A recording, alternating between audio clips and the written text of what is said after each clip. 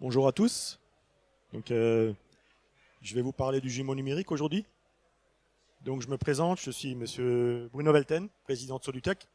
On va y revenir à la fin de la présentation. Le jumeau numérique, c'est quoi le constat? Quand vous avez un projet, donc il y a la phase avant-vente, la commande, la réalisation, la mécanique, la programmation, l'électricité, les essais mis au point, une livraison, l'assistance, production et la production.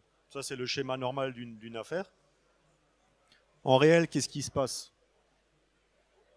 On a la commande qui rentre, on fait les conceptions, on fait la programmation, la mécanique, ça déborde un peu, l'électricité, les essais, et à la fin, il reste quasiment plus de temps pour tout finir, donc excusez-moi, on est un petit peu à la bourre et tout ça, ce qui fait qu'on a des dérives sur le planning. Le jumeau numérique, si on digitalisait, donc si je reprends donc le schéma classique d'une affaire qu'on a vu avant, avec la digitalisation, ça peut donner le schéma d'affaires suivant. En jaune, ici, on peut intervenir sur la validation du concept et sur une définition de cadence et de faisabilité du projet avant de le réaliser. Et après, on peut intégrer une phase de simulation qui nous permet de tester complètement la machine d'une manière numérique avec le programme automate, l'interface homme-machine et la machine digitalisée. Ce qui fait qu'après, effectivement, on peut se retrouver avec les essais qui se font en temps et en heure et un gain aussi sur la partie mise en service, production. Et ça peut aussi servir pour la formation du personnel en amont avant que la machine arrive sur le site. C'est quoi les objectifs du jumeau numérique? C'est la conception machine, donc ce que j'ai expliqué avant, une mise en service virtuelle de la machine et une mise en production plus efficace.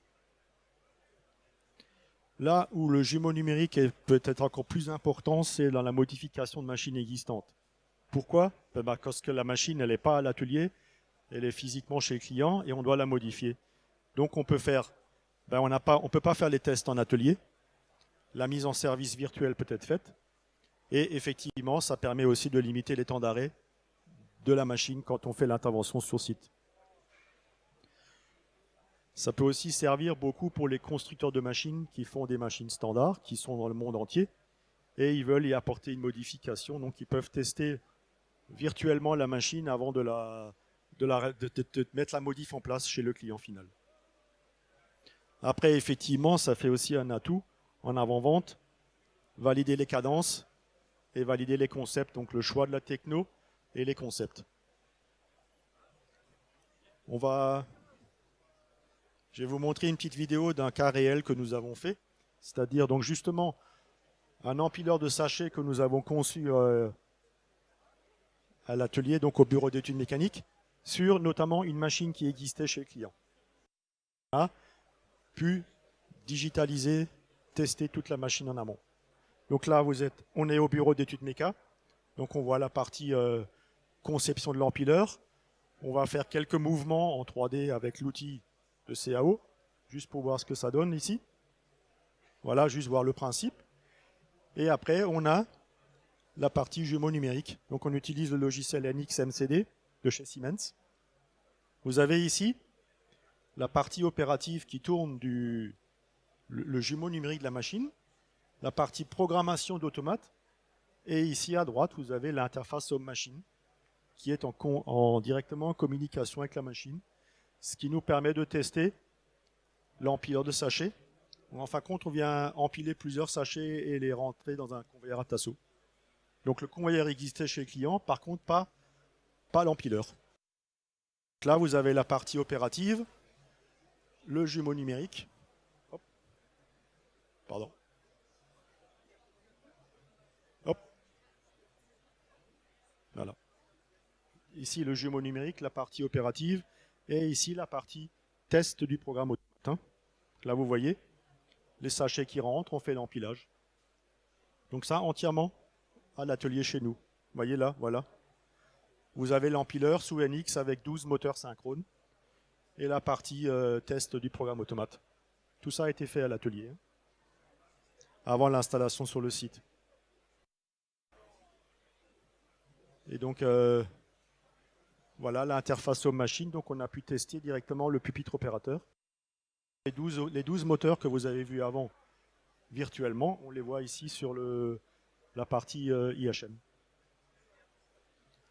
Donc ça nous a donc permis de tester l'ensemble. Quelques mots sur Solutech. On est une société d'automatisme, d'informatique industrielle, de robotique et de conception de machines spéciales. On est basé à Rosheim, 35 personnes. On travaille principalement sur le Bas-Rhin au Rhin. Et on est sur le stand F09 juste à côté ici, si ça vous intéresse.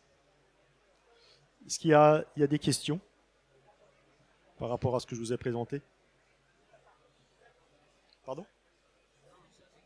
C'est bon, c'était tellement clair. Ok, ça marche. Donc c'est effectivement un cas réel qu'on a fait chez un client. Une machine existante. Après, je dirais, le jumeau numérique, c'est plus intéressant pour les gens qui font de la machine de série pour pouvoir faire des évolutions de la machine, tester et mettre en route chez le client.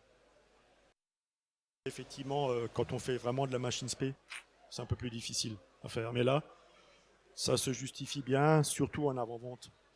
Valider les cadences, tout ça. Voilà. Merci.